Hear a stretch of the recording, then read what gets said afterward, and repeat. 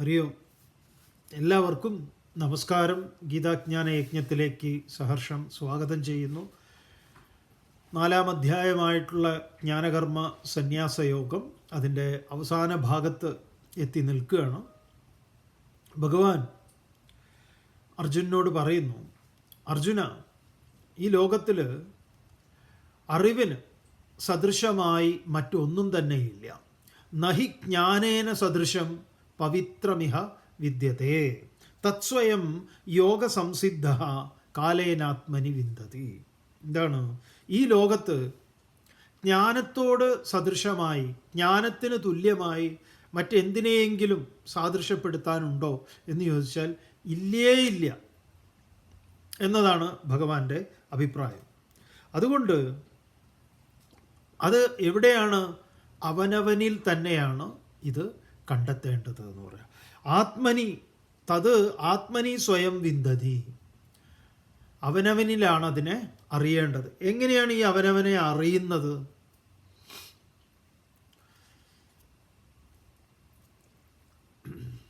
അതിൻ്റെ പ്രക്രിയ എന്താണ്? അപ്പം അവനവനെ അറിയുക എന്ന് പറയുന്നതാണ് സമാധി എന്ന് പറയുന്നത്. അവനവനെ അറിയുന്ന അവസ്ഥയാണ് സമാധി എന്ന് പറയുന്നത്. അതാണ് യോഗം എന്ന് പറഞ്ഞിട്ടുള്ളത്. അപ്പം അതെങ്ങനെയാണ്?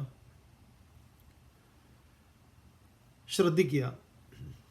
ഇപ്പോൾ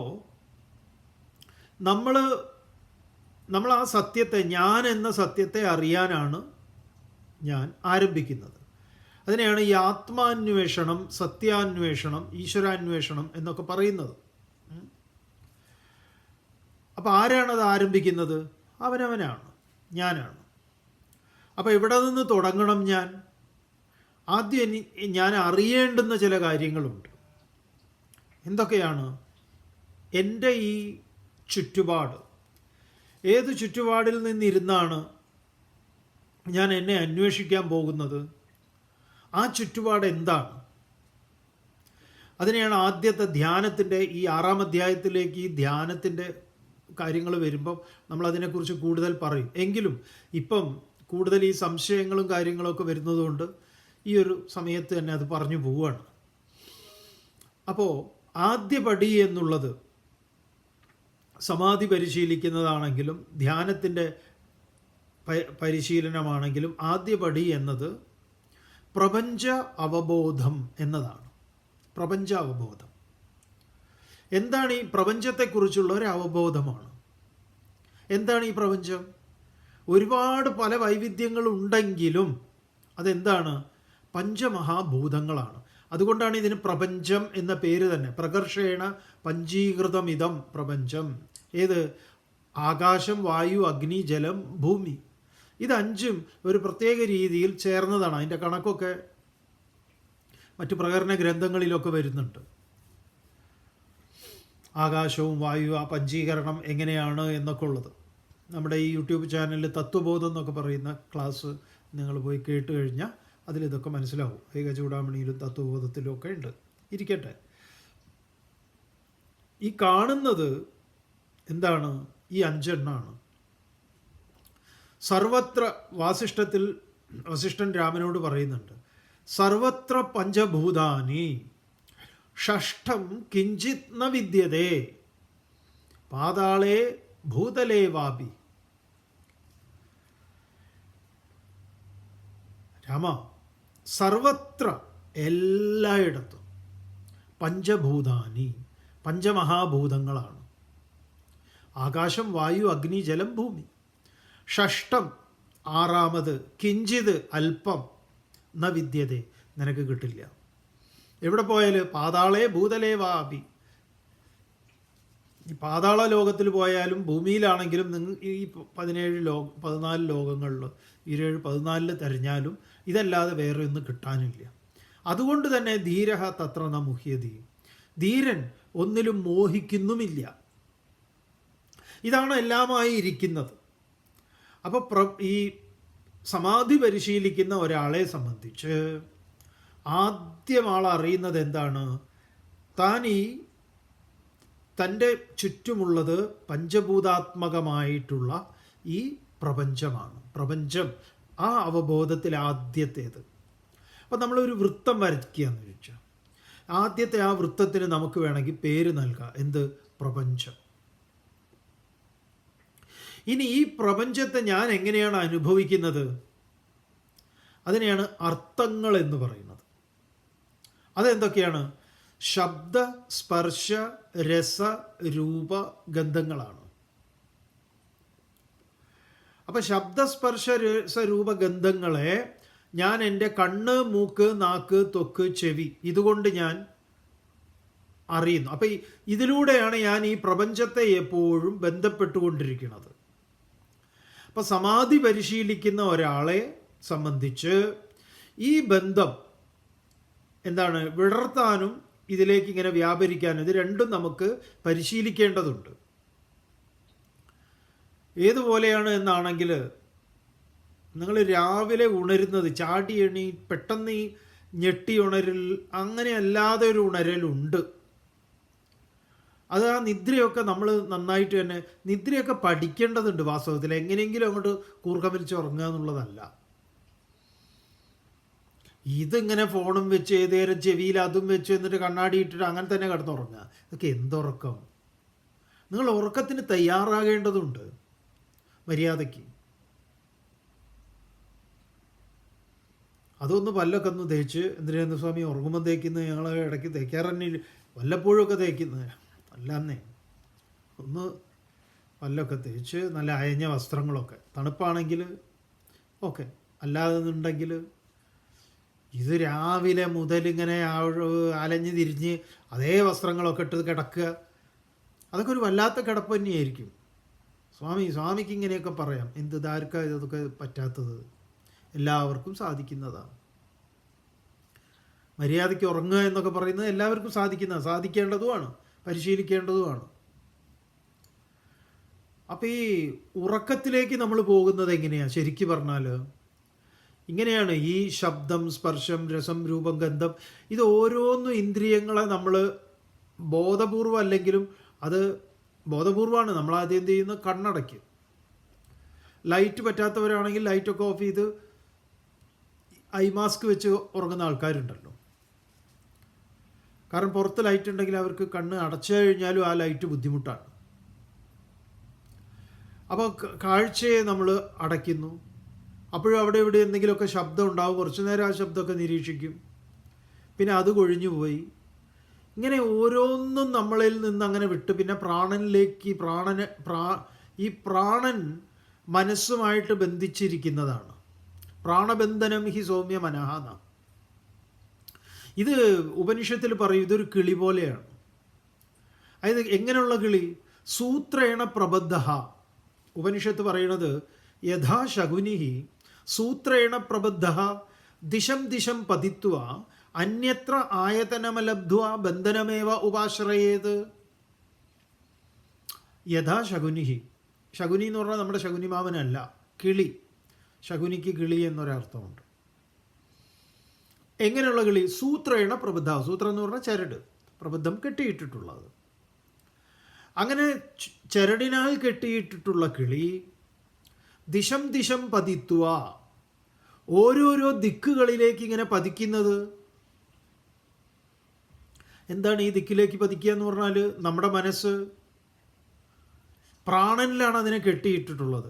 ഈ മനസ്സ് പോയിട്ട് ഓരോന്നിൽ പോയി ഇരിക്കുകയാണ് അങ്ങനെ. ഇതാണ് ഇതിൻ്റെ മെയിൻ പരിപാടി. അവസാനം വന്ന് കിടന്നുറങ്ങുക എന്ന് പറയുന്ന പരിപാടി എന്താണെന്നറിയോ? ഈ കെട്ടിയിട്ട കൊമ്പിൽ വന്നിരിക്കലാണ്. അവിടെ പറയണു ദിശം ദിശം പതിത്വ അന്യത്ര ആയതനം അലബ്ധ്വ. എവിടെയും അതിന് ഇരിക്കാൻ, സ്വസ്ഥമായി ഇരിക്കാൻ ഒരു സ്ഥലം കിട്ടാത്തപ്പോൾ ബന്ധനമേവ ഉപാശ്രയേത്. എങ്ങനെയാണ് ആ കെട്ടിയിട്ട കൊമ്പിൽ തന്നെ വന്നിരിക്കുന്നത്? ഇതുപോലെയാണ് മനസ്സ് ഓരോ വിഷയങ്ങളിൽ പോയി അവസാനം രാത്രിയാകുമ്പോൾ വന്ന് കുറച്ച് ഉറങ്ങുന്നത്. രാത്രി അല്ലാതെ ഇരിക്കുമ്പോഴും അതെ. എവിടെയെങ്കിലും ബസ് കാത്തൊക്കെ, റെയിൽവേ സ്റ്റേഷനിലോ വെറുതെ എവിടെയെങ്കിലുമൊക്കെ പോയിട്ട് ആരെങ്കിലുമൊക്കെ കാത്തു നിൽക്കുന്ന സമയത്ത് അങ്ങനെ ഇരിക്കും. അപ്പോൾ കുറേ നേരം അവിടെ ഇവിടെയൊക്കെ നോക്കി പിന്നെ പതുക്കെ. അപ്പം ഇത് നിങ്ങൾക്ക് ജാഗ്രതയോടുകൂടി ഉറക്കത്തിലേക്ക് നമുക്ക് യാത്ര ചെയ്യാൻ സാധിക്കും, പരിശീലിക്കാവുന്നതാണ്. അത് ഉറക്കം പഠിക്കേണ്ടതുണ്ട്, പഠിച്ച് ഉറങ്ങേണ്ടതുണ്ട്. ഇതേപോലെയാണ് ഉണരൽ. നല്ല നിദ്ര നമുക്ക് കിട്ടിക്കഴിഞ്ഞാൽ ഒരു 5 മണിക്കൂർ ലാവിഷാണ്. അത് കിട്ടിക്കഴിഞ്ഞാൽ അധികാലത്ത് നമ്മൾ ഉണരും. ആ ഉണരുന്നത് ഇങ്ങനെ ഒരു പൂ വിരിയുന്നത് പോലെയായിരിക്കും. ചെറുതായിട്ട് എന്തെങ്കിലും കേൾക്കുന്ന ആ കേൾവിയുടെ അതുണ്ടാവും. അതുപോലെ തന്നെ ഇങ്ങനെ ഓരോന്നും. അപ്പം ഇതൊരു ഈ ഉണരലും ഉറങ്ങലും. അപ്പം ഈ സമാധി പരിശീലനത്തിന് ഗുരുദേവൻ ആത്മോപദേശ ശതകത്തിൽ പറയുന്ന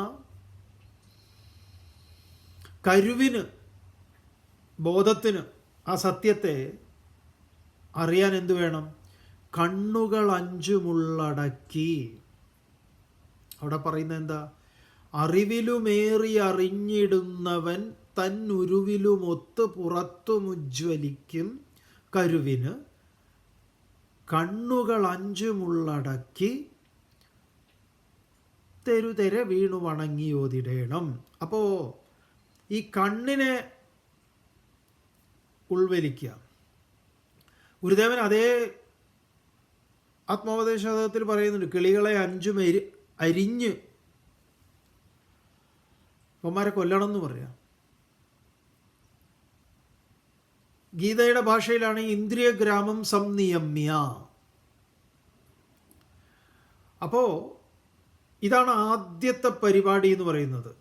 ആദ്യം കണ്ണടച്ചു കഴിഞ്ഞാൽ നമുക്ക് ദൃശ്യപ്രപഞ്ചം മാറും തൽക്കാലം, പക്ഷെ കാത് ആക്റ്റീവായിട്ട് നിൽക്കും. അങ്ങനെ ശബ്ദങ്ങളെ നിരീക്ഷിച്ചുകൊണ്ട് അതുമായി താതാത്മ്യപ്പെടാതെ നല്ലൊരു ഒബ്സർവറായി, ധ്യാനത്തിലെ ഏറ്റവും പ്രധാനപ്പെട്ടതാണ്, അതിനോട് ഏതെങ്കിലും തരത്തിലുള്ള രാഗദ്വേഷങ്ങൾ ഉണ്ടാകാൻ പാടില്ല. ഇപ്പോൾ നിങ്ങൾക്ക് മെഡിറ്റേറ്റ് ചെയ്യാൻ വേണ്ടിയിട്ടോ അമ്പലത്തിലെ കൗസല്യ, സുപ്രജ, രാമ അത് കേട്ടാലൊരു സന്തോഷം, വേറെ ഏതെങ്കിലും ആണ്, ആരെങ്കിലും എന്തെങ്കിലും പള്ളിയിൽ വാങ്ങ് കൊടുക്കുന്നതാണെങ്കിലേ ഒരു ശല്യം കാരണം എനിക്കിതിപ്പോൾ അങ്ങനെ നിങ്ങൾ ഒന്നിനോടും അനുകൂലമോ പ്രതികൂലമോ ആയി പ്രതികരിക്കരുത്. അതൊക്കെ ശബ്ദവീചികളാണ്. അത് നായ വരയ്ക്കുകയാണെങ്കിലും സുപ്രഭാതമാണെങ്കിലും പള്ളിയിലെ ബാങ്കാണെങ്കിലും വല്ല വീട്ടിൽ എന്ത് പാട്ട് വയ്ക്കുകയാണെങ്കിലും എല്ലാം തന്നെ ശബ്ദവീചികളാണ്. അതിനോട് അനുകൂല പ്രതികൂല പ്രതികരണങ്ങളില്ലാതെ അതിന് വെറുമൊരു സാക്ഷിയാവുക. അത് വളരെ ഇതൊക്കെ ഇതാണ് ധ്യാനത്തിൽ. അല്ലാതെ അങ്ങോട്ട് ഇരുന്നതാ സമാധി, എനിക്കെങ്ങനെയാണ് സമാധി കിട്ടുക? ചിലർ ചോദിക്കുന്ന സമാധി എന്താണെന്ന് പറയുന്നത്, തേങ്ങ ഉടക്കി സ്വാമി എന്ന് പറഞ്ഞ പോലെ സമാധി എന്താണെന്ന് പറയും. എന്താ പറയാനെന്ന് പറഞ്ഞു കഴിഞ്ഞാൽ ഇതാ സമാധി എഴുതിക്കോ എന്ന് പറഞ്ഞാൽ നടക്കുമോ? സമാധി സമം ഹി ബ്രഹ്മ. ധി എന്ന് പറഞ്ഞാൽ ആ ബുദ്ധിവൃത്തി, അതെന്താണ്? ബ്രഹ്മവുമായിട്ടുള്ള സാമ്യപ്പെടലാണ്. കഴിഞ്ഞോ? തൃപ്തിയാവുമോ ഉത്തരം കൊണ്ട്? ഇല്ല. വിശപ്പ്, നിങ്ങൾക്ക് വിശപ്പിനെ കുറിച്ച് എഴുതാൻ പറ്റുമോ? ഒരു പാരഗ്രാഫ്. വിശക്കുമ്പോൾ എന്താ? അപ്പോൾ വിശക്കുമ്പോൾ എങ്ങനെ? വിശക്കുമ്പോൾ എങ്ങനെ? അതായത് നമ്മുടെ ഉള്ളിൽ നിന്ന് അതിങ്ങനെ എന്തെങ്കിലുമൊക്കെ ഇങ്ങനെ നമുക്കിങ്ങനെ കഴിക്കണം എന്നുള്ള തോന്നലാണോ വിശപ്പ്? അതാണോ വിശപ്പ്? വിശപ്പ് എന്ന അനുഭവത്തെ നിങ്ങളെങ്ങനെ എഴുതും? എങ്ങനെ പറയും? അത് പിന്നെ എല്ലാവർക്കും ഉള്ളതുകൊണ്ട് അതേപോലെ ഇതെല്ലാവർക്കും ഇതൊരു വിശപ്പായിട്ട് വരണമെന്നും, എനിക്കിത് അനുഭവിക്കണമെന്നൊരു വിശപ്പായി വരണം. അതിൻ്റെ ഫുഡാണ് എനിക്ക് വേണ്ടത് എന്നുറപ്പുണ്ട്. അത് വരണം. ഇത് നമ്മുടെ ഒരു വിശപ്പായി മാറണം. എന്താവട്ടെ, നമ്മുടെ ഒരു കണ്ണടച്ചു കഴിഞ്ഞാൽ കാത് അതിൻ്റെ ഇരട്ടി ശക്തിയിൽ ലോകത്തിലേക്ക് വ്യാപരിക്കും. അപ്പോൾ അതിനെ അടയ്ക്കണം എന്ന് പറഞ്ഞാൽ പഞ്ഞി വെച്ച് അടച്ചാൽ പറ്റുമോ? ഇല്ല. ഇത് സൈക്കിൾ പഠിക്കുന്നത് പോലെയാണ്. ആദ്യം ഭയങ്കര ബുദ്ധിമുട്ടുണ്ടാവും, പക്ഷെ പഠിച്ചു കഴിഞ്ഞാലോ സുഖമാണ്. നീന്തൽ പഠിക്കുന്ന പോലെ. പഠിക്കുമ്പോൾ കുറേ വെള്ളമൊക്കെ കുടിക്കും, പഠിച്ചു കഴിഞ്ഞാലോ പിന്നെ വെള്ളത്തിൽ നമുക്ക് ഇങ്ങനെ കിടക്കാമല്ലോ മുകളിൽ.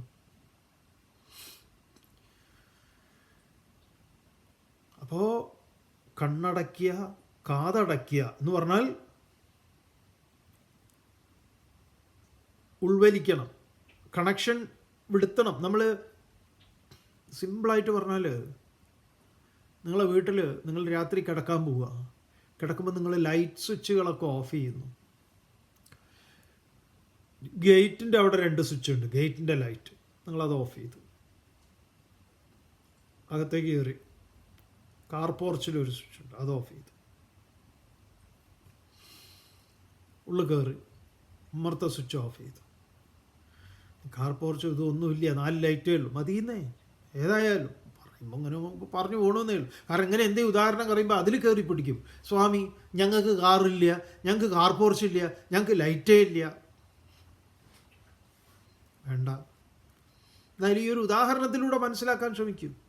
ഒരാൾ, കാറുള്ള ആൾ, ഗേറ്റുള്ള ആൾ, ഗേറ്റിൽ ലൈറ്റുള്ള ആൾ, അതിന് കുഴപ്പമില്ലല്ലോ. അപ്പം ഇങ്ങനെ ഓരോന്ന് ഓഫ് ചെയ്ത് നമ്മുടെ ബെഡ്റൂമിൽ കയറി അതും ഓഫ് ചെയ്ത് നമ്മൾ കിടക്കണം, ഉറക്കത്തിലേക്ക് പോകും. ഇനി ആ കാർ പോർച്ചിലെ ലൈറ്റും മറ്റേ ഗേറ്റിലെ ലൈറ്റും ഒക്കെ വിട്ടേക്കും. നമ്മളാകുന്ന നവദ്വാരങ്ങളാകുന്ന പുരത്തിൽ വസിക്കുന്ന നമ്മൾ, നവദ്വാര പുരേദേഹി എന്ന് പറയും. ഇതിലെ ഓരോ ലൈറ്റുകൾ ഓഫ് ചെയ്യണം എന്ന് പറഞ്ഞാൽ അടയ്ക്കണം. അതിന് അടയ്ക്കുക എന്ന് പറഞ്ഞു കഴിഞ്ഞാൽ എന്താ, അതിൻ്റെ വ്യാപാരം അവസാനിപ്പിക്കണം. കണ്ണടച്ചു കഴിഞ്ഞാൽ ദൃശ്യം മാഞ്ഞു. പക്ഷേ ലോകപ്രതീതി നമ്മുടെ ഉള്ളിലില്ലേ, കാതിലൂടെ വരുന്നുണ്ട്, ഗന്ധത്തിലൂടെ വരുന്നുണ്ട്. അപ്പം ഇതിനെയെല്ലാം അടയ്ക്കുക. ആ അടയ്ക്കൽ ഒരു അഭ്യാസമാണ്. നിങ്ങൾക്ക് പറഞ്ഞു തരുന്നതിനൊരു എന്തുണ്ട്, പരിമിതിയുണ്ട്. അതൊരു മെഡിറ്റേഷൻ ക്ലാസ്സൊക്കെ നിങ്ങൾ അറ്റൻഡ് ചെയ്യുന്ന സമയത്ത് നമുക്ക് നിങ്ങളിൽ എങ്ങനെയാണ് നിങ്ങൾ അതിനെ അനുഭവിക്കുന്നത് എന്നുള്ളത് അറിയുമ്പോഴേ നമുക്ക് എന്തെങ്കിലും ഗൈഡ് ചെയ്യാൻ പറ്റുള്ളൂ. ഓരോരുത്തർക്കും വ്യത്യസ്തമായിട്ടാണിത്. കണ്ണടയ്ക്കുന്നതേ ചിലർക്ക് പേടിയാണ്. കണ്ണടച്ചാൽ അവർ വേറെ ഓരോന്നൊക്കെ കാണാൻ തുടങ്ങും.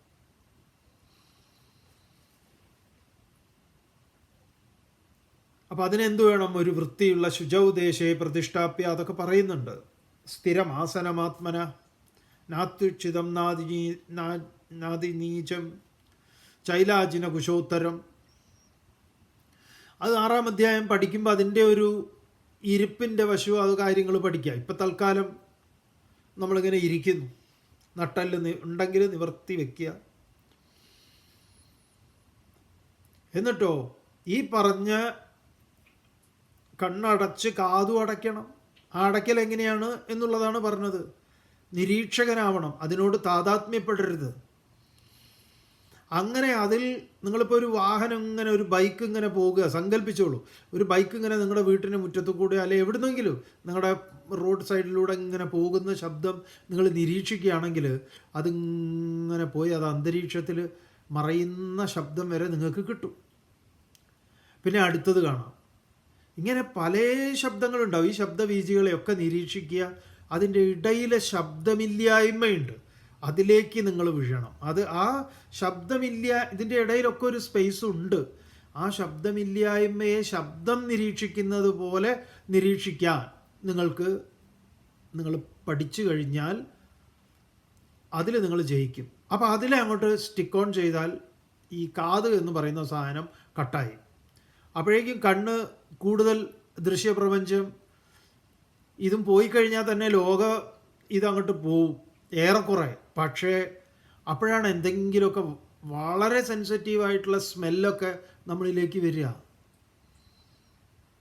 ഈവൻ നമ്മുടെ ബാത്റൂമിൽ നിന്ന് നമ്മുടെ ആ സോപ്പിൻ്റെ മണം വരെ ഇങ്ങനെ കൃത്യമായിട്ട് നമുക്ക് അറിയാൻ പറ്റും, വളരെ സെൻസിറ്റീവായിട്ട്. അപ്പോഴാണ് ഓരോരുത്തന്മാരും ആക്റ്റീവ് ആവുന്നത്. കാരണം എന്താന്ന് പറഞ്ഞാൽ നമ്മളെ ഇതിൽ നിന്ന് തടസ്സപ്പെടുത്തുകയാണ് ഇവർ. ഈ ഇന്ദ്രൻ ഈ യുദ്ധം ചെയ്ത് നമ്മുടെ സ്ഥാനം നഷ്ടപ്പെടുത്തുന്നത് പോലെയാണ്. യാഗം ചെയ്യുന്ന ഒരുത്തനെ ഇന്ദ്രനാകുന്ന മനസ്സ് തടയുന്നതാണിത്. അപ്പം നിങ്ങൾക്ക് ആ നാസിക ആക്റ്റീവ് ആവും. അപ്പോൾ അത് ചിലപ്പോൾ അടുത്ത വീട്ടിൽ നിന്ന് എന്തെങ്കിലും പപ്പടം കാച്ചുന്നതോ അല്ലെങ്കിൽ എന്തെങ്കിലുമൊക്കെ ആയിരിക്കാം, എലി എത്തതോ, നമ്മുടെ വീടിൻ്റെ പരിസരത്ത് എന്തൊക്കെ ഉണ്ടോ അതൊക്കെ ആയിരിക്കും വരിക. ചിലപ്പോൾ നമ്മുടെ മുഷിഞ്ഞ വസ്ത്രങ്ങളുടെ ആയിരിക്കാം. ഇപ്പോൾ സോക്സ് 4-5 ദിവസമായിട്ട് അത് തന്നെയാണ് ഇടുന്നതെങ്കിൽ അതിൻ്റെ മണം വരും. അതുവരെ ആരും അതിനെക്കുറിച്ചൊന്നും പറഞ്ഞത് കേട്ടിട്ടുണ്ടായില്ല, പക്ഷെ ഇപ്പോഴതാ വരുന്നത്. ശബ്ദം, സ്പർശം, ടെമ്പറേച്ചർ നമുക്ക് ഫീൽ ചെയ്യും. നിങ്ങൾ സാവകാശം പ്രാണനെ ഉള്ളിലേക്ക് എടുക്കുമ്പം നാസികയുടെ ഈ അഗ്രത്ത് തണുപ്പ് അനുഭവപ്പെടും. അത് പുറത്തേക്ക് വിടുന്ന സമയത്ത് ചൂട് അനുഭവപ്പെടും. ഇതൊക്കെ ഏകാഗ്രപ്പെടുകയാണ്. ഓരോ ലൈറ്റ് സ്വിച്ചുകൾ ഓഫ് ചെയ്യുന്നതാണ്. ശബ്ദവും സ്പർശവും രൂപവും രസം. പിന്നെ വായിലൊന്നും തൽക്കാലം മിഠായി ചോക്ലേറ്റ് ഒന്നും ഇട്ടിട്ടില്ലാത്തതുകൊണ്ട് എന്നാലും സലൈവയുടെ രസം പോലും നമുക്ക് ഫീൽ ചെയ്യും. ഓരോന്ന് അടയുമ്പം അടുത്തത് കുറച്ച് ജാഗ്രതയിൽ നമ്മളെ അനുഭവിപ്പിക്കുക. അപ്പോഴാണ് നമുക്ക് എൻ്റെ ഓരോ സെൻസസും എത്രമാത്രം സെൻസിറ്റീവാണെന്ന് നമ്മൾ മനസ്സിലാക്കുന്നത്. അതുകൊണ്ട് അതിനെ അറിയാൻ പറ്റുന്നത്. ഇങ്ങനെ പിന്നെ മനസ്സ് നമ്മളെ വേറെ ഒരു സ്ഥലത്തേക്കൊക്കെ ഇങ്ങനെ കൊണ്ടുപോകും. അപ്പോഴാണ് നമ്മൾ ഈ പ്രാണനെ എടുത്ത് മനസ്സിനെ, അവിടെയാണ് ചില മന്ത്രങ്ങളെയൊക്കെ നമ്മൾ സ്വീകരിച്ചുകൊണ്ട് ഉള്ളിലേക്ക് പോകുന്നത്. അപ്പോൾ ഈ ആദ്യത്തെ വൃത്തത്തെ നിങ്ങൾ സങ്കല്പിച്ചാൽ അത് ലോകമാണ്. ശബ്ദസ്പർശ രസരൂപ ഗന്ധാദികളാണ്. അതിനോട് ചേർന്നിട്ട് അടുത്തൊരു വൃത്തം വരച്ചാൽ അതാണ് അർത്ഥങ്ങൾ എന്ന് പറയുന്ന നമ്മുടെ ഈ പഞ്ചമഹാഭൂതങ്ങളെ അനുഭവിക്കുന്ന ശബ്ദസ്പർശ രസരൂപ ഗന്ധാദികൾ. അതിനടുത്ത വൃത്തം വരച്ചാൽ നമ്മുടെ കണ്ണ്, മൂക്ക്, നാക്ക്, ത്വക്ക്, ചെവിയാണ്. ഇത് നമ്മുടെ റേഡിയോ ഒക്കെ അഴിച്ചു കഴിഞ്ഞാൽ ഈ കണ്ടൻസർ, റെസിസ്റ്റൻസർ, കപ്പാസിറ്ററൊക്കെ കണക്ഷൻ കൊടുത്തതുപോലെയാണ് ഇതിൻ്റെ കണക്ഷൻ. അപ്പോൾ ഇത് ആദ്യത്തെ പ്രപഞ്ചത്തിൽ നിന്ന് ഇങ്ങോട്ടേക്ക് വന്നു, അർത്ഥങ്ങൾ വന്നു, അതിൽ നിന്ന് നമ്മുടെ കണ്ണ്, മൂക്ക്, നാക്ക്, ത്വക്ക് അതിലേക്ക് വന്നു. പിന്നെ അതിനടുത്തേക്ക് മനസ്സുണ്ട് ഒരു ലെയറായിട്ട്. മനസ്സെന്താണ്? ചിന്തകളുടെ, എണ്ണിയാലൊടുങ്ങാത്ത ചിന്തകളുടെ ഒന്നിന് പിറകെ ഒന്നൊന്നായി വരുന്നതാണ്. ഇവന്മാരെ എന്ത് ചെയ്യണം? സാക്ഷിയാവണം. അതിൻ്റെ കൂടെ പോവരുത്. ഈ ബൈക്ക് ശബ്ദം ഇങ്ങനെ പോയതുപോലെ ചിന്തകളെ നമുക്ക് വിശകലനം ചെയ്യാൻ പറ്റണം. ഉപനിഷത്ത് പറയും, പ്രതിബോധ വിദിതം മതം അമൃതത്വം ഹി വിന്ദതേ ആത്മനാ വിന്ദതേ വീര്യം വിദ്യയാ വിന്ദതേ അമൃതം. ആ സമാധി അനുഭവിക്കുന്നത് എങ്ങനെയാണ് എന്ന് പറയാം. അപ്പോൾ ആ ചിന്തകളെ വിശകലനം ചെയ്യുക എന്നുള്ളത് ചിന്തകൾക്ക് സാക്ഷിയാവുക. അതിങ്ങനെ പലതും വരും പോവും. ചിന്തകളുടെ ഇടയിൽ ചിന്തകളില്ലാത്ത അവസ്ഥയുണ്ട്. അവിടേക്ക് നമ്മൾ ഒന്ന് വീഴുന്നതാണ് ഈ ക്ഷുദ്രസമാധി എന്ന് പറയുന്നത്. അത് അമനീഭാവവുമാണ്, മനസ്സില്ലാത്ത അവസ്ഥയാണത്. അപ്പോൾ കഠോപനിഷത്തിൽ ഇതിന് പറയും, ഇന്ദ്രിയേഭ്യ പരാഹ്യർത്ഥ അർത്ഥേഭ്യശ്ച പരം മനഃ മനസ്സസ്തു പരാബുദ്ധി ബുദ്ധേരാത്മാൻ മഹാൻ പരഹ മഹത പരമവ്യക്തം. അതിൻ്റെ അടുത്ത പടി എന്ന് പറയുന്നത് അവ്യക്തമായിട്ടുള്ള അവസ്ഥയാണ്. ഒന്നും വ്യക്തമല്ല. നമ്മളെ സംബന്ധിച്ച് നിദ്രയിലേക്ക് പോകുന്നത് നമ്മൾ അവിടെയാണ്. പലരും ധ്യാനത്തിന് പരിശീലിച്ച് നിദ്രയിലെത്തും, അതാണ് ധ്യാനം എന്ന് കരുതും. അതല്ല. അവ്യക്താത് പരപുരുഷ, അതിൻ്റെ അപ്പുറത്തേക്ക് കടക്കണം. പുരുഷ എന്ന പരം കിഞ്ചിത് സാ കാഷ്ട സാ പരാഗതി, അതാണ് സമാധി എന്ന് പറയുന്നത്. അപ്പം നമ്മുടെ ഇന്നർ കോറിൽ അതാണ് ഈ വിശ്വത്തിൻ്റെ മുഴുവൻ ആധാരമായിട്ടുള്ളതും. അതിലങ്ങനെ അറിവിലുമേറിയ അതിൽ ഗുരുദേവൻ്റെ ആത്മോപദേശത്തിൻ്റെ അവസാനം പറയുന്ന ആ അറിവിലമർന്നിടണം, ആ സമാധിയിലങ്ങനെ സമാധിയെ അനുഭവിക്കണം എന്ന് പറഞ്ഞാൽ മരിച്ചു പോവുക എന്നുള്ളതല്ല. ബോധത്തിൽ പൂർണ്ണമായ, അതെൻ്റെ സഹജമായ അവസ്ഥയാണ്. അതിനെയാണ് രാമകൃഷ്ണദേവൻ പറഞ്ഞ ഉപ്പുപാവ സമുദ്രത്തിൻ്റെ ആഴം അളക്കാൻ പോകുന്നത് അതിൻ്റെ സമാധി പരിശീലനമാണ്. ഇത് നമ്മൾ ആർക്കാണോ ഇതിൽ താല്പര്യം അവരൊരു ഗുരുവിൻ്റെ സഹായത്താൽ അഭ്യസിച്ച് നേടാവുന്നതാണ്. ഇത് ആർക്കൊക്കെ കിട്ടിയിട്ടുണ്ട്. കണക്കെടുക്കാൻ നിങ്ങൾ കാനേഷുകുമാരി സെൻസസിൻ്റെ ആളൊന്നും അല്ലല്ലോ, ആരുടെയും കണക്കെടുക്കണ്ട. ഇത് സ്വാമിക്ക് കിട്ടിയിട്ടുണ്ടോ, എത്ര ആൾക്ക് കിട്ടിയിട്ടുണ്ട്, ഇത് ഇന്നെന്ന ആൾക്കേ കിട്ടിയിട്ടുണ്ടാവുള്ളൂ, പിന്നെ ലോകത്ത് ആർക്കും കിട്ടിയിട്ടില്ല. അതിന് പേറ്റൻ്റ് ഒന്നും ആർക്കും കൊടുത്തിട്ടില്ല. നിങ്ങൾ ആർക്ക് കിട്ടി എന്ന കണക്കെടുക്കാനും പോണ്ട. ലോകത്ത് ആർക്കെങ്കിലും കിട്ടിയിട്ടുണ്ടെങ്കിൽ ഞാനും ഇത് ആർജിക്കും എന്ന ഒറ്റ ചിന്തയേ വേണ്ടൂ. അതാണ് ഉപനിഷത്ത് പറയുന്നത്. ഇഹ ചേത് അവേദീത് അത് സത്യമസ്തി ന ചേതിഹ വേദീത് മഹതി വിനഷ്ടി. ഇവിടെ ഇപ്പോൾ സത്യമുണ്ടോ? ഉണ്ടെങ്കിലുണ്ട്, ഇല്ലെങ്കിലോ ഇല്ലേ ഇല്ല. അതാണ് നഷ്ടം. മഹതീ വിനഷ്ടി, ഏറ്റവും വലിയ നഷ്ടം. ഇതാണ് സമാധി എന്നതിൻ്റെ, ധ്യാനത്തിൻ്റെ പരമകാഷ്ഠ എന്ന് പറയുന്ന, യോഗം എന്ന് പറയുന്ന പരിപാടി. അതിൻ്റെ ഒരു വാക്കാണ്.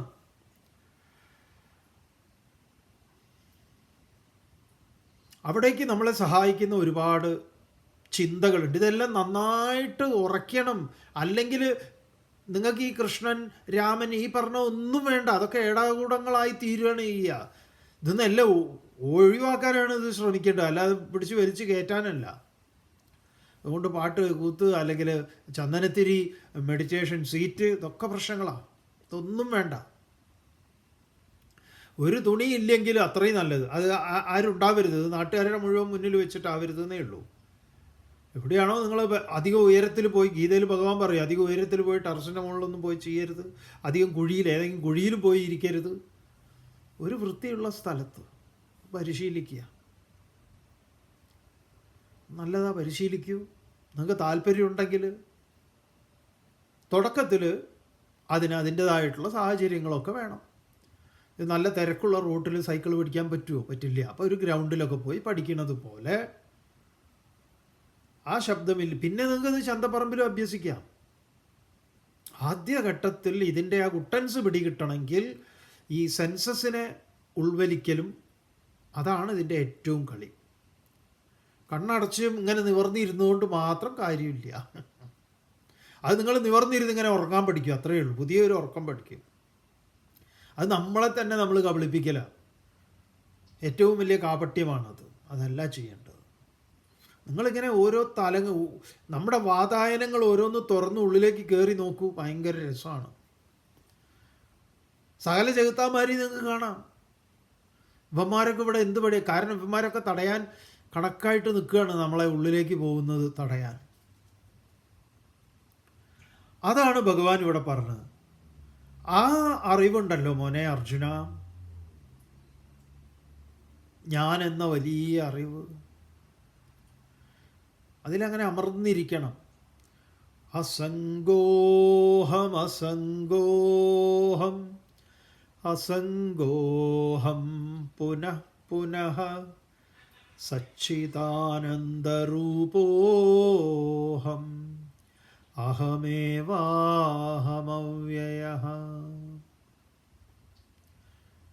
നിത്യോഹം നിരവധ്യോഹം നിരാകാരോഹമേവ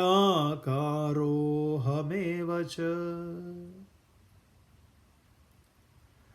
അങ്ങനെ അനേകം നമുക്ക് ഇതിനെ സഹായിക്കുന്ന മന്ത്രങ്ങളുണ്ട്. ഓം നമോ ഭഗവതേ വാസുദേവായ.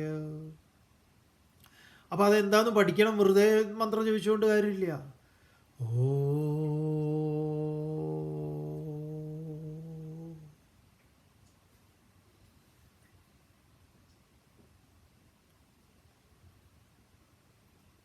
ഇത് പരിശീലിക്കൂ. നേരാം വണ്ണം ശാസ്ത്രം പറഞ്ഞിട്ടുള്ളതുപോലെ വെറുതെ ഒരു ആവേശത്തിൽ പോയിട്ട് എവിടെയെങ്കിലും പോയി എന്തെങ്കിലും ഏടാകൂടങ്ങൾ ചെയ്യുക എന്നുള്ളതല്ലാതെ, അവനവനെ ഒന്ന് ആത്മരതി എന്ന് പറഞ്ഞാൽ അതാണ്. എന്നെ ആത്മതുഷ്ടി, ആത്മതൃപ്തി എന്നൊക്കെ പറഞ്ഞാൽ എന്നിൽ ഞാൻ തൃപ്തനാവുക. ഞാൻ തന്നെയാണ് ആനന്ദത്തിൻ്റെ ഉറവിടം. ഞാനാണ് ലഹരി എന്ന് പറയുന്നത്. അതിനാണ് ജീവൻ മുക്താനന്ദ ലഹരി എന്ന് പറയുന്നത്. ഞാനാകുന്ന ലഹരി. അതിൻ്റെ മുകളിൽ വരില്ല വേറെ ഒരു ലഹരിയും. അപ്പോൾ ഇത് പറയുമ്പോൾ നിങ്ങൾക്ക് വിചാരിക്കുക ഇതിങ്ങനെ സ്വാമി കുറച്ച് അടിച്ചിട്ട് പറയുകയാണ്. അങ്ങനെയുള്ള ചിലരൊക്കെ കമൻ്റ് ഇടുന്നുണ്ട്. അവരെ സംബന്ധിച്ച് അവർക്ക് ആ ബീവറേജ് മാത്രമേ ഉള്ളൂ ലഹരി. അതല്ലടോ, ഇങ്ങനെയൊരു ലഹരി ഉണ്ട്. ജീവൻ മുക്താനന്ദ ലഹരി, ആത്മാനന്ദ ലഹരി, ഞാനാകുന്ന ലഹരി. മറ്റു ലഹരിയൊന്നും ആവശ്യമില്ല. അല്ലാത്തവന് ജീരകവെള്ളം കാണുമ്പോഴും തോന്നും എന്തോ കൊട്ടുവടിയാണ് എന്ന്. അതൊക്കെ നിങ്ങളുടെ പ്രാരബ്ധം. നമ്മളതിന് മറുപടിയും തരേണ്ട ആളല്ല.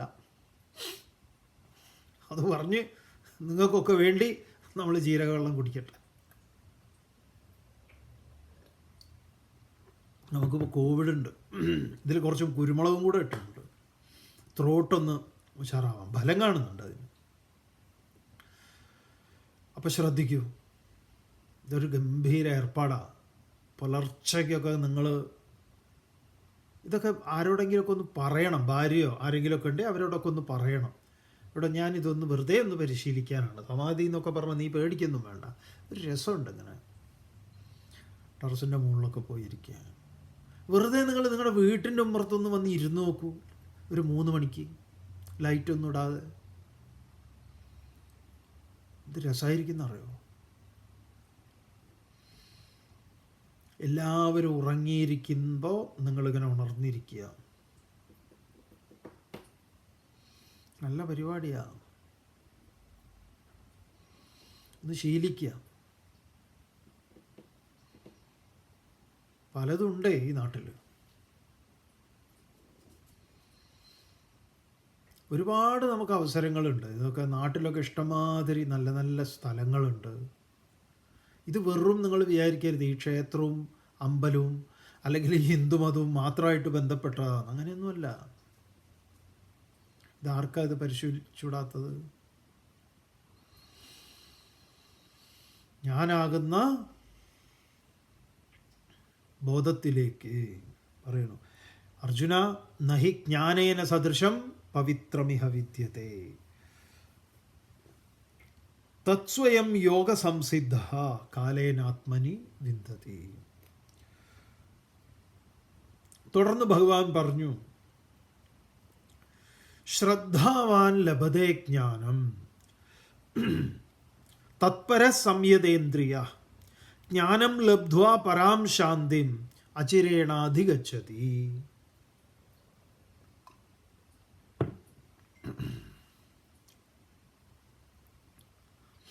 ശ്രദ്ധാവാൻ, ശ്രദ്ധയുള്ളവന് എന്ത് കിട്ടുന്നു? ജ്ഞാനം കിട്ടുന്നു. ശ്രദ്ധയുള്ളവനെ എന്തും കിട്ടും, ശ്രദ്ധയില്ലാത്തവന് ഒന്നും കിട്ടൂല. അതുകൊണ്ട് പരാം ശാന്തിം അധിഗച്ഛതി, അവൻ ആ പരമമായ ശാന്തിയെ പ്രാപിക്കുന്നു. തുടർന്ന് ഭഗവാൻ പറയാം, അജ്ഞശ്ച ശ്രദ്ധധാനശ്ച സംശയാത്മാ വിനശ്യതി നായം ലോകോസ്തി ന പരോ ന സുഖം സംശയാത്മനഃ. അജ്ഞഃ ച അശ്രദ്ധദാനഃ ച സംശയാത്മാ വിനശ്യതി. പോക്കാവൻ്റെ കാര്യം. ആരുടെ? അജ്ഞഃ, അജ്ഞൻ, അജ്ഞാനി. മൂപ്പരുടെ ധാരണ എന്താ? മൂപ്പര് എന്ത് സംഭവമാണ്. പൊട്ടത്തരം പറയാൻ ഇവന് യാതൊരു മടിയില്ല, മണ്ടത്തരേ പറയൂ. അജ്ഞഃ. അശ്രദ്ധദാന, യാതൊരു ശ്രദ്ധയുമില്ല എന്ന് പറഞ്ഞാൽ വിശ്വാസം, അന്വേഷണം ഒന്നുമില്ല. ഉള്ളത് പിന്നെ എന്താണ്? മൂപ്പര് അവതരിപ്പിക്കുന്ന എല്ലാ സത്യത്തിൽ പറഞ്ഞാൽ സംശയാത്മാ. ഈ സംശയാത്മാവിൻ്റെ കാര്യത്തിൽ ഭഗവാൻ ഒരു തീർപ്പ് പറയാം, വിനശ്യതി. ഇവൻ്റെ പോക്കാ കാര്യം എന്ന് പറയാം. സംശയാത്മാ വിനശ്യതി. അവനെ സംബന്ധിച്ച് അയം ലോക ന അസ്തി, വാസ്തവത്തിൽ ഈ ലോകം തന്നെ ഇല്ല എന്ന് പറഞ്ഞാൽ ഈ ലോകം അവനെ അനുഭവിക്കുന്നില്ല. നമ്മളിങ്ങനെ വെറുതെ കിടന്ന് ഇങ്ങനെ നമ്മൾ വെറുതെ ഓരോ പേരുകളൊക്കെ പറഞ്ഞ് നമ്മൾ നശിപ്പിക്കുകയാണ് ഈ നല്ല നമ്മുടെ എന്താ പറയുക നമുക്ക് കിട്ടിയിരിക്കുന്ന ഈ അവസരത്തെ. നമ്മളിങ്ങനെ പറയും, ഞങ്ങൾക്ക് എന്താണ് സ്വാമിയെപ്പോലെ ഒന്നല്ല സ്വാമി, ഭാര്യയുണ്ട്, ഭർത്താവുണ്ട്, കുട്ടികളുണ്ട്, അതുണ്ട്, വീടുണ്ട്, ഇങ്ങനെ എന്തൊക്കെ പണികളുണ്ട് ഇവർക്കൊക്കെ വെച്ച് വിളമ്പണം. നിങ്ങൾക്കറിയില്ല. നിങ്ങൾ ഒരിക്കൽ തിരുവനന്തപുരത്ത് വരൂ, നമ്മുടെ ആശ്രമത്തിൽ വരൂ. അവിടെ വെച്ച് വിളമ്പുന്നത് നമ്മൾ തന്നെയാണ്. അവിടെ അടിച്ചുവാരി തുടയ്ക്കലും നമ്മൾ തന്നെ ചെയ്യാറുണ്ട്. നമ്മുടെ വസ്ത്രമൊക്കെ അലക്കലും ഇത്യാദി കാര്യം നമ്മുടെ കാര്യത്തിൽ ആരെയും നമ്മൾ ഏർപ്പാട് ചെയ്യാറില്ല, പണ്ട് മുതലേ. അതെ,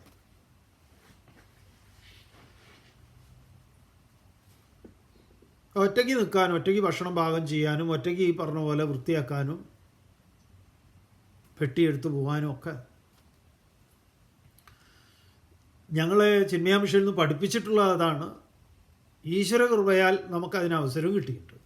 ഭയങ്കര രസമാണ് കാര്യം. കോട്ടയത്താണ് ആദ്യത്തെ പോസ്റ്റിങ്. കോട്ടയത്തേക്ക് പോകുമ്പോൾ റെയിൽവേ സ്റ്റേഷനിൽ ഇറങ്ങി അപ്പോഴാണ് അറിയുന്നത് എന്തോ ഒരു ഹർത്താലോ അവിടുത്തെ എന്തോ ലോക്കൽ ഹർത്താൽ എന്തോ ആണ്. ഓട്ടോറിക്ഷയില്ല, ഒന്നുമില്ല. എങ്ങനെ പോവും? എല്ലാ പുസ്തകങ്ങളും എടുത്തിട്ടുണ്ട്, കത്തൊക്കെ എഴുതിയിട്ടുണ്ട് ചിന്മയ മിഷന്. അപ്പോൾ സ്വാമിജി പറഞ്ഞത് അവിടെ ആൾ വരുന്നൊക്കെയാണ്, ഒരു മനുഷ്യനും ഇല്ല. അപ്പോൾ അവിടെ റെയിൽവേ സ്റ്റേഷനിൽ, കോട്ടയം റെയിൽവേ സ്റ്റേഷനകത്ത് ഒരു പിഷാരടിയുടെ ക്യാൻറ്റീനുണ്ട്, വെജിറ്റേറിയൻ ഫുഡ്. അപ്പോൾ നമ്മൾ അതിൻ്റെ ഉള്ളിൽ കയറി. അപ്പോൾ നമ്മുടെ വേഷം കണ്ടപ്പോൾ മൂപ്പര് ഉടനെ തൊഴുതിട്ട്, നമസ്കാരം സ്വാമിജി. ആദ്യമായിട്ടാണ് ഒരാൾക്ക് നമുക്കൊരു നമസ്കാരമൊക്കെ പറയണത്. നമ്മളെ ഒരു മനുഷ്യനെ അറിയ പോലും ഇല്ലേ. ഒരു അശ്വപയ്യൻ, കെട്ടുപുസ്തകങ്ങളും ഈ മറ്റേ ഇതൊക്കെ ഉണ്ട്, അതെല്ലാം കൂടിയായിട്ടാണ് ചെന്നത്. അപ്പം നല്ല വിശപ്പൊക്കെ ഉണ്ട്. അപ്പോൾ അവിടെ ഇരുന്ന് വേഗം മൂപ്പര് ആരോട് പറഞ്ഞ് അങ്ങനെ ഒരു സ്പെഷ്യലായിട്ടൊരു ഇലയൊക്കെ ഇട്ട് ഭക്ഷണമൊക്കെ തന്നു. അപ്പോൾ മൂപ്പർക്കറിയാം നമ്മൾ ചിന്മയ മിഷനിലേക്ക് വന്ന ആളാണ്, ഇങ്ങനെ വരുന്നുണ്ട് എന്നൊക്കെ. അപ്പം അദ്ദേഹം ക്ലാസ് എടുക്കുന്നുണ്ട് ചിന്മയ മിഷനിൽ. അപ്പം നല്ലൊരു ആധ്യാത്മിക ആചാര്യനും കൂടിയാണ്, അപാര അറിവുള്ള മനുഷ്യനാണ്. ഭയങ്കര ഒരു അനുഗ്രഹമായി. കാരണം ചിന്മയൻ സ്വാമികൾ പറഞ്ഞിട്ടുണ്ട്, നീ പോയിക്കോ, ആളുണ്ട് എന്ന് എല്ലാവരോടും പറയാറുള്ളതാണ് Swamiji. My devotees are there. ഒരു കാലിപ്പെട്ടിയും കൊടുത്ത് പോയിക്കോളാൻ പറയും. അത് ഇന്നും അങ്ങനെയാണ്. പലതിലും നമുക്ക് അങ്ങനെ ഒരു ഒരുപാട് അനുഭവങ്ങളുണ്ട്. അതിപ്പോഴും അത് നമ്മുടെ ആവശ്യങ്ങൾ എന്തെങ്കിലും ഉണ്ടെങ്കിൽ ആവശ്യമായിട്ട് വരുമ്പോൾ നിർവഹിച്ചു തരാൻ ആരെങ്കിലും ഉണ്ടാവും. വേവലാതിയൊന്നുമില്ല ലോകത്ത് എവിടെയാണെങ്കിലും. അപ്പോൾ അദ്ദേഹം പറഞ്ഞു ഇങ്ങനെയാണ് കാര്യങ്ങൾ, എന്താണ്. അപ്പോൾ നമ്മൾ ചോദിച്ചത് എവിടെയാണ്? അപ്പോൾ മൂപ്പരാണെങ്കിൽ അവിടെ നല്ല തിരക്കുമുണ്ട്. അപ്പോൾ ആരും വന്നില്ലേ, വരില്ലേ എന്നൊക്കെ ചോദിച്ചു. നമ്മൾ പറഞ്ഞു ഇന്നാൾ മണിസ്വാമി വരുമല്ലോ എന്നൊക്കെ പറഞ്ഞു. ആരും കാണാനില്ലേ. അപ്പോൾ എന്ത് ചെയ്തു എന്ന് പറഞ്ഞാൽ പെട്ടി, ഈ പുസ്തകത്തിൻ്റെ പെട്ടിയുണ്ട്, നേരെ തലയിലേക്ക് അങ്ങോട്ട് വെച്ചു. പിന്നെ നമ്മുടെ തുണി ഇതൊക്കെ ഉള്ള ബാഗും ഇതെല്ലാം കൂടിയായിട്ട് ഇങ്ങനെ പോട്ടർ സ്റ്റൈലിൽ നടക്കുകയാണ് അവിടുന്ന് അങ്ങോട്ട് യൂണിയൻ ക്ലബിലേക്ക്. റെയിൽവേ സ്റ്റേഷന് അവിടുന്ന് തിരുനക്കര, അവിടുന്ന് മറ്റേ താഴേക്ക് വന്നു കഴിഞ്ഞാലാണ് ഈ ഗ്രാൻഡ് കോളേജ് നടത്തുന്ന മണിസ്വാമിയുടെ വീട്. അവിടെയാണ് സെക്രട്ടറി. വെച്ച് പിടിച്ചു അങ്ങോട്ട് നടന്ന് അവിടെ എത്തി. അപ്പോഴാണ് അവർ ഇന്ന് വരുന്നാണല്ലോ പറഞ്ഞതില്ലേ എന്നൊക്കെ പറയുന്നത്. പിന്നെ മൂപ്പരുടെ വീട്ടിലാണ് നമ്മൾ കൂടിയത്. അപ്പോൾ അവിടെ അത്യാവശ്യം എന്തെങ്കിലുമൊക്കെ ചെയ്യും. ഇതൊക്കെ നമ്മളോട് പഠിപ്പിച്ചു തന്നിട്ടുണ്ട്. ഒരു വീട്ടിൽ നിങ്ങൾ താമസിക്കുമ്പോൾ അന്യനെ പോലെ നിൽക്കരുത്, അവിടുത്തെ ഒരാളായി വേണമെന്ന്. പിന്നെയാണ് നമ്മളെ ഒരു സെൻറ്ററൊക്കെ അവിടെ ഉണ്ടാവുന്നതും, അവിടെയുള്ളൊരു വിദ്വാൻ്റെ സ്കൂട്ടറൊക്കെ എടുത്ത് ക്ലാസ്സുകൾ തുടങ്ങുന്നതും, തിരുനക്കര ക്ഷേത്രത്തിൽ വേദിക് ചാൻറ്റിങ് തുടങ്ങുന്നതും. ഇപ്പോൾ നമ്മൾ ഇങ്ങോട്ട് വരുമ്പം നമ്മൾ വേദം പഠിപ്പിച്ചിട്ടുള്ള കുട്ടിയെ കണ്ടു. അവൻ ഇവിടെ യു എസിലല്ല UK എയർപോർട്ടിൽ വെച്ച് കണ്ടു അവനെയും അവൻ്റെ അമ്മയും. വലിയ ആളായിപ്പോയി, കല്യാണമൊക്കെ കഴിഞ്ഞ് കുട്ടികളായി.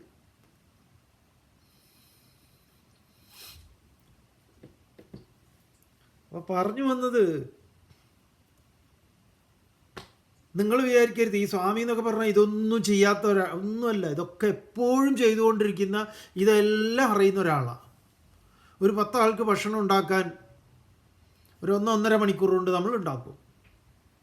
അത്യാവശ്യം അവർക്ക് വേണ്ട നല്ല രുചിയുള്ള സാധനം. ഇത് നിങ്ങളെപ്പോലെ അയ്യോ അവിയലുണ്ടാക്കാൻ ഇന്നെന്ന കഷ്ണം ഇല്ലെങ്കിൽ എങ്ങനെ അവിയലുണ്ടാക്കുക, നമ്മളതല്ല, എന്താ ഉള്ളത് എന്നാണ് നോക്കുക. അത് വെച്ചൊരടിയാണ്.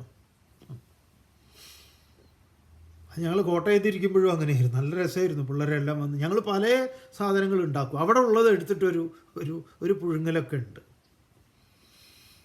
അങ്ങനെയാണ് ഞങ്ങൾ ഈ അവിലും ഇതിൻ്റെ കൂടെയൊക്കെ ഇടാമെന്ന് മനസ്സിലാക്കി. കാരണം ഈ അവിലൊക്കെ ഓരോരുത്തർ കൊണ്ടുവരും ഈ പ്രസാദമായിട്ട് കൊടുക്കാൻ. അതും കപ്പയുടെ കൂടെയൊക്കെ അവിലിട്ടിട്ട് എന്താണെന്നറിയോ, കപ്പ, അവില്, ഉരുളക്കിഴങ്ങ്, കുറച്ച് മഞ്ഞപ്പൊടി, ഇതെല്ലാം കൂടെ ഇട്ടങ്ങോട്ട് പരിപാടികളാണ്. പല പേരുകളും ഞങ്ങൾ ഇട്ടിട്ടുണ്ട് ഇതിനൊക്കെ. ഒരിക്കലേ ഇതൊക്കെ ഉണ്ടാക്കാൻ പറ്റുള്ളൂ. പിന്നെ അതുപോലെ ഉണ്ടാക്കണം എന്ന് പറഞ്ഞാൽ ബുദ്ധിമുട്ടാണ്. അപ്പം നിങ്ങൾ വിചാരിക്കരുത് ഇതൊന്നും നമുക്കറിയാത്തതാണെന്ന് വിചാരിക്കരുത്. ഇതെല്ലാം നമുക്കറിയാം. ചിലരുടെ ധാരണ എന്ന് പറഞ്ഞാൽ ഇവർ ഏതു നേരം ബ്രഹ്മം ബ്രഹ്മം. ഹേയ്, ബ്രഹ്മം തന്നെയാണെന്ന് ഇതെല്ലാം. അതെ, അതുകൊണ്ട് ഇടയ്ക്ക് നിങ്ങളൊന്ന് ഒരു 2 മണി 3 മണി ഒന്ന് എഴുന്നേക്കൂ. അലാം വെച്ച് എഴുന്നേറ്റുള്ളൂ. ഒന്ന് മുഖമൊക്കെ കഴുകി കാലും മുഖവും കഴുകണം. അല്ലെങ്കിൽ അവിടെ ഇരുന്ന് ഉറങ്ങും. ബീഡി വലിക്കുന്ന സ്വഭാവമൊക്കെ ഉണ്ടെങ്കിൽ നിങ്ങളൊരു ബീഡി വലിച്ചോളൂ, എന്നാലും കുഴപ്പമില്ല. നിങ്ങൾ ആ രാവിലെ ഉണ്ടല്ലോ ഒരു 3 മണി ഒന്ന് ആസ്വദിച്ച് നോക്കൂ. ആ പ്രപഞ്ച അവബോധത്തിലേക്ക് നമ്മൾ വരണമെങ്കിൽ ഈ പ്രപഞ്ചത്തെ ഒന്ന് നമുക്കിങ്ങനെ നമ്മളുമായിട്ട് സിങ്കർണൈസ് ചെയ്യണം. ഇപ്പോൾ ഒരു ബന്ധവുമില്ലേ. ഇതൊരു മഴ പെയ്യുമ്പോഴേക്കും പ്രാഗാണ്. ഓ, ഈ നശിച്ച മഴ എപ്പോഴാണ് പെയ്യാൻ കണ്ടത്. മഴയ്ക്ക് തന്നെ തോന്നും ഇവൻ എന്തൊരു ബോറനാണെന്ന്. ഞാൻ പെയ്യുന്ന ആദ്യത്തെ മഴയാണ്. വാവ്, ഓ വന്നല്ലോ വനമാല എന്ന് പറയണ്ടേ നമ്മൾ മഴ പെയ്യുമ്പോൾ? ഏട്ടാ, ഈ വർഷത്തെ ആദ്യത്തേതാണല്ലോ, അടിച്ച് പൊളിക്കണം കേട്ടോ ഈ വർഷം എന്നൊക്കെ പറയുക. നോക്കൂ, എവിടുന്ന് മേഘമായി വന്നതായിവേ. നൈൽ നദി എന്നൊക്കെ പോയ പോക്കായിരിക്കും. നമ്മുടെ നെറുന്തലയിൽ അവന് വീഴണം തോന്നണമെങ്കിൽ നമ്മൾ ചോദിക്കണ്ടേ, എടാ അല്ലെങ്കിൽ എടി, നീ എവിടുന്നാ വന്നത്, എവിടുന്നാ നിൻ്റെ റൂട്ട്, എവിടുന്നാ നിൻ്റെ കാര്യം, നീ എത്ര ഭാഗ്യവാനാണ്. ഒരു വിസയും വേണ്ട, എയർ ടിക്കറ്റ് ഒന്നുമില്ല, ഫ്രീ ആയിട്ട് ഏതിലേക്കോ കറങ്ങി അവസാനം എൻ്റെ തലയിൽ വീഴണമെങ്കിൽ ഞാൻ ഇത്ര ധന്യനോ.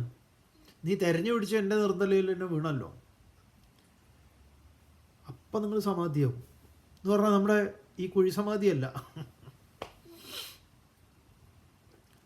പ്രപഞ്ച അവബോധം. അതൊക്കെ ഒന്ന് ശീലിക്കൂ. വെറുതെ ഇത് കേട്ട് ഗീത കേട്ട് എന്ത്, ഒന്ന് പരിശീലിക്കണ്ടേ?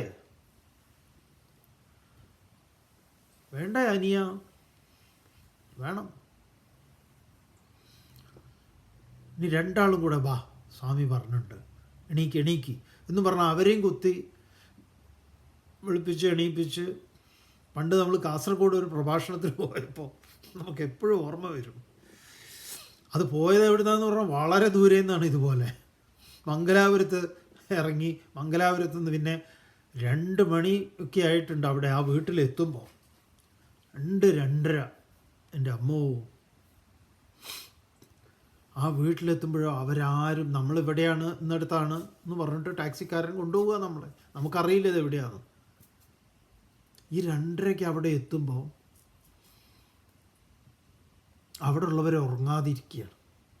അവിടെ കുറച്ച് പിടുങ്ങാസ് പിള്ളേരും ഉണ്ട്. ഇത് ഇപ്പോഴും നമുക്ക് മരിച്ചാലും മറക്കാൻ പറ്റാത്ത ഓർമ്മയാണത്, അനുഭവമാണ്. എന്നിട്ട് ഇതുങ്ങളെല്ലാം കുളിച്ച് അതിന് കാണണം. അതിനെയൊക്കെ ഭസ്മൊക്കെ ഇങ്ങനെ തൊട്ടിട്ട് ഇങ്ങനെ നിൽക്കുകയാണ് സ്റ്റഡി ആയിട്ട്, ഈ പരേഡിൽ നിർത്തുന്നത് പോലെ. പാവം, നമ്മൾ തന്നെ അത് ആ കാഴ്ച കണ്ടിട്ട് നമ്മളെ പാതൊക്കെ കഴുകി ഇങ്ങനെ തോർത്തുമുണ്ടൊക്കെ കൊടുത്ത് വെച്ചിട്ടുണ്ട് തുടയ്ക്കാൻ വേണ്ടിയിട്ട് പാവങ്ങളെ. ഈശ്വര, പണ്ട് ഗുരു നിത്യചൈതന്യേതി മറക്കാനാവാത്തവർ എന്ന് പറഞ്ഞൊരു അനുഭവം പറയുന്നുണ്ട്. അതൊക്കെ പിന്നീടാണ് നമ്മൾ വായിച്ചത്. അപ്പോൾ നമുക്കിത് ഓർമ്മ വന്നു.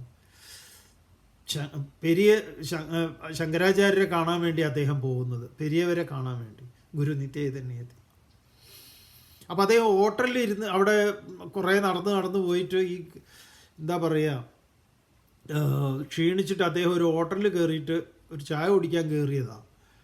അപ്പോൾ അവിടെ വെച്ച് ഈ പെരിയവർക്ക്, കാഞ്ചി പെരിയവർക്ക് ബഹുമാനിതനായിട്ടുള്ള ഒരു ബ്രാഹ്മണനെക്കുറിച്ച് ആളുകൾ ഇങ്ങനെ എന്തോ കാര്യങ്ങൾ പറയുന്നത് കേട്ടപ്പോൾ മൂപ്പർക്ക് താല്പര്യമായി. എന്നാൽ അദ്ദേഹത്തിനെ ഒന്ന് കാണാമെന്ന്, അങ്ങനെ അദ്ദേഹത്തെ കാണാൻ വേണ്ടിയിട്ട് ഇദ്ദേഹം പോയി. അങ്ങനെ പോയ സമയത്ത് ഇതേപോലെ നടന്ന് ക്ഷീണിച്ചിട്ടാണ് പോണത്, കൊടും വെയിൽ കൊണ്ടിട്ട്. അങ്ങനെ അവിടെ ചെന്ന് ആ വീട്ടിലേക്ക് കയറിയപ്പോൾ ഒരു ചെറിയ കുട്ടിയുണ്ട്, പെൺകുട്ടിയാണ്. ആ കുട്ടി ഗുരു നിത്യചൈതന്യയെ കണ്ട ഉടനെ തന്നെ വേഗം ആ കുട്ടി പോയിട്ട് കിണ്ടിയിൽ വെള്ളം എടുത്തു കൊണ്ടുവന്നിട്ട് കാലിൽ ഒഴിച്ചു കൊടുത്തു. ഗുരു അടയാളപ്പെടുത്തുന്നത് ആ പിഞ്ചു കുഞ്ഞ് എൻ്റെ കാലിലേക്ക് വെള്ളം ഒഴിച്ചപ്പോൾ എൻ്റെ ആത്മാവിനെ തന്നെ അത് എന്നെ അടിമുടി അത് എന്താ പറയുക കോരി ധരിപ്പിച്ചുകൊണ്ട് ഭയങ്കര ഒരു ആശ്വാസമായിരുന്നു അദ്ദേഹത്തിന് അത് നൽകിയത്. അത് കഴിഞ്ഞ് അതൊരു പലകയിട്ട് കൊടുത്തിട്ട് വെള്ളം കൊണ്ട് കൊടുത്തു, അതിന് കുടിക്കാൻ വെള്ളം. എന്നിട്ടാണ് പിന്നെ ചോദ്യം, അപ്പം താത്തയെ കാണാൻ വന്നതാണോ? അപ്പം ഇങ്ങനെ അവിടെ പലരും വരാറുണ്ട്, അതിനറിയാം അതിൻ്റെ ആ മര്യാദ. എന്തായാലും അപ്പോൾ ഗുരു പറയുന്നത് എന്താന്ന് പറഞ്ഞാൽ, ശങ്കരാചാര്യരെ കണ്ടാൽ നമസ്കരിക്കാൻ വെച്ച ആ നമസ്കാരം ഞാൻ ആ പിഞ്ചു കുഞ്ഞിൻ്റെ പാദങ്ങളിൽ നൽകിയെന്നാണ്. ആലോചിച്ച് നോക്കൂ. അപ്പോൾ നമുക്ക് ഈ ഇത് ഗുരുവിൻ്റെ മറക്കാനാവാത്തവർ വായിക്കുമ്പോൾ നമ്മുടെ സ്വാമിജിയെ കാണാൻ പോകുന്നതുണ്ട്, കാശികാനന്ദഗിരി സ്വാമിജിയൊക്കെ, ഗുരു നിത്യചൈതന്യയതി. നമുക്കെന്തോ ഗുരു നിത്യചൈതന്യയതിയുടെ കൂടെ അധികാലത്ത് നടക്കാൻ ഭാഗ്യം കിട്ടിയിട്ടുള്ളതാണ്. അപ്പോൾ ഈ വീട്ടിൽ ഈ പറഞ്ഞതുപോലെ ഈ പിള്ളേരിങ്ങനെ ഭസ്മമൊക്കെ തൊട്ട് ഇങ്ങനെ ഷർട്ടൊന്നും ഇടാതെ ഉറക്കവും എല്ലാറ്റിൻ്റെയും ഇതിലിങ്ങനെ കടിച്ചു പിടിച്ച് നിൽക്കുന്നുണ്ട്. അത് കഴിഞ്ഞ് നമ്മൾ ഇതേപോലെ രാവിലെ എണീറ്റ് പുറത്തേക്ക് ഇറങ്ങുന്നതിന് കണക്കായിട്ട് നമ്മുടെ മുറിയുടെ മുന്നിൽ 2 എണ്ണം ഉണ്ട്, ഒരു ആൺകുട്ടി ഒരു പെൺകുട്ടി. ഇത് രണ്ടും ഇങ്ങനെ കാത്തിരിക്കുക, ഭജനാവലിയൊക്കെ ആയിട്ട് ചൊല്ലി, ഗീതയിലെ ചില ശ്ലോകങ്ങൾ ചൊല്ലി നമ്മളെ കേൾപ്പിക്കാനും ഇതിനൊക്കെ ആയിട്ട്.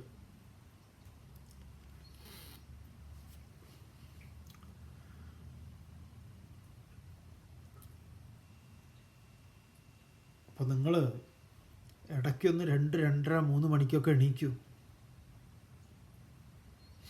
എന്നിട്ട് ഈ പ്രകൃതിയെ ഒന്ന് നിരീക്ഷിക്കൂ. പ്രപഞ്ചാവബോധം. രാവിലെ എന്താണ്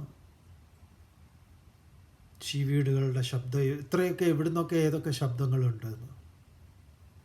അതും അപ്പോഴും പോയിട്ട് മൊബൈലുമായിട്ട് ഇരുന്നിട്ട് ഇങ്ങനെ എന്താ പറയുക, ചപ്പ് ചവറുകൾ നോക്കാതെ. അപ്പോഴും ചിലപ്പോൾ നമുക്കതും വേണ്ടി വരും. എന്നാൽ ശരി 2 മണിക്ക് എണീക്കുക എന്ന് പറഞ്ഞിട്ട് ഈ ബാക്കിയുള്ളവരെ, ഈ ഭാര്യയെ കുട്ടികളെ എണീപ്പിക്കുക എന്ന് പറഞ്ഞപ്പോഴാണ് നമുക്ക് ഈ ഓർമ്മ വന്നത്. എന്തായാലും മറ്റുള്ളവരെയൊന്നും ഉണർത്തണ്ട, അല്ലാതെ നിങ്ങളൊന്ന് നോക്കൂ. അവനെ സംബന്ധിച്ച് അയം ലോകഃ ന അസ്തി, അവൻ ഈ ലോകം തന്നെ ഇല്ല. എന്ത് രാത്രി 2 മണി 3 മണി, വേറെ പണിയൊന്നുമില്ല, വട്ടോ.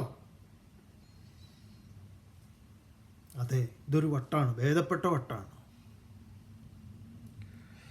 ന പര ന സുഖം, അവന് പരലോകവുമില്ല, അവന് അതുകൊണ്ട് തന്നെ അവന് സുഖവുമില്ല എന്ന് പറയാം. തുടർന്ന് ഭഗവാൻ 2 ശ്ലോകങ്ങളെ കൊണ്ട് ഈ അധ്യായം അവസാനിപ്പിക്കുകയാണ്. യോഗസന്യസ്ത കർമാണം ജ്ഞാനസംഛിന്ന സംശയം ആത്മവന്തം ന കർമാണി നിബധ്നന്തി ധനഞ്ജയ. ഹേ ധനഞ്ജയ, അർജുന, യോഗസന്യസ്ത കർമാണം, യോഗത്തിൽ കർമ്മങ്ങളെ സന്യസിച്ചിട്ടുള്ളവൻ.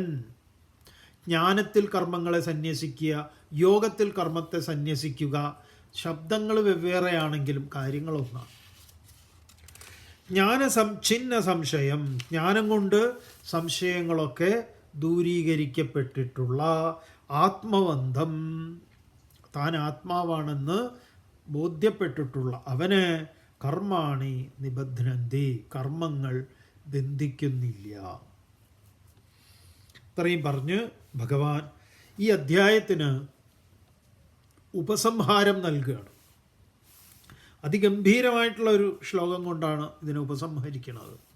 ഒരായുധമായി അർജുനൻ്റെ കയ്യിലേക്ക് വെച്ചു കൊടുക്കുക. ഏതായാലും അർജുനൻ ഗാണ്ഡീവൊക്കെ താഴെ വെച്ചിട്ടുണ്ട്. ആ നിലയ്ക്ക് ഭഗവാൻ കയ്യിലേക്ക് ഒരു ആയുധം വെച്ചു കൊടുക്കുന്നു. ഏതാണ് ആയുധം?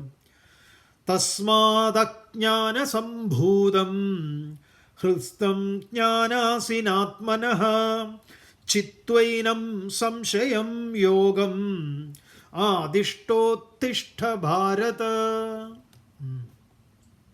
തസ്മാത്, അതുകൊണ്ട്, ആത്മനഃ ഹൃസ്തം, അജ്ഞാനസംഭൂതം ഏനം സംശയം ജ്ഞാനാസിന ചിത്വാ. അതുകൊണ്ട് ആത്മനഃ ഹൃസ്തം അജ്ഞാനസംഭൂതം ഏനം സംശയം, നിന്റെ മനസ്സിൽ എങ്ങനെ ഈ അജ്ഞാനസംഭൂതം, അജ്ഞാനത്തിൽ നിന്നുണ്ടായിട്ടുള്ള ഈ സംശയത്തെ, എന്തൊക്കെ സംശയങ്ങളുണ്ടോ ആ സംശയത്തെ ജ്ഞാനാസിന, ജ്ഞാനഖഡ്ഗം കൊണ്ട്, അറിവാകുന്ന വാളുകൊണ്ട് ചിത്വ, മുറുക്കി. എന്നിട്ടോ ഈ യോഗത്തെ ആദിഷ്ട, യോഗമാദിഷ്ട, യോഗത്തെ പ്രാപിക്കൂ, സമാധി എന്ന അവസ്ഥയെ പ്രാപിക്കൂ. ഹേ ഭാരത, അല്ലയോ അർജുന, ഉത്തിഷ്ഠ, അതിനായി നീ ആദിഷ്ട, അതിനെ അനുഷ്ഠിക്കൂ, ഉത്തിഷ്ഠ, അതിനായി നീ എഴുന്നേൽക്കൂ. ഇത്രയും പറഞ്ഞു ഭഗവാൻ ഈ അധ്യായത്തെ അവസാനിപ്പിക്കുന്നത്. ജ്ഞാനയോഗ രഹസ്യം അറിയാത്തവന് കർമ്മയോഗിയാകുക എന്നത് അസാധ്യമായ കാര്യമാണ് അർജുന. എന്താണ് ഭഗവാനെ? അതായത് ഈ ജ്ഞാനയോഗ രഹസ്യം അറിയാത്ത ഒരാൾക്ക് കർമ്മയോഗിയാവുക എന്നത് അത് സാധിക്കുന്ന ഒരു കാര്യമല്ല. കർമ്മയോഗി എന്ന നിലയിലല്ലാതെ ജ്ഞാനയോഗിയായിരിക്കാനും സാധ്യമല്ല.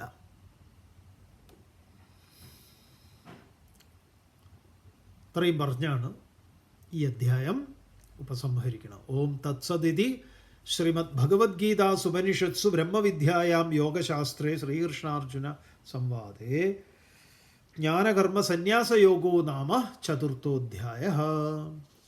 ഓം പൂർണ്ണമദഃ പൂർണ്ണമിദം പൂർണ്ണാത് പൂർണ്ണമുദച്യത്തെ പൂർണ്ണസ്യ പൂർണ്ണമാദായ പൂർണ്ണമേവാവശിഷ്യത്തെ. ഓം ശാന്തി.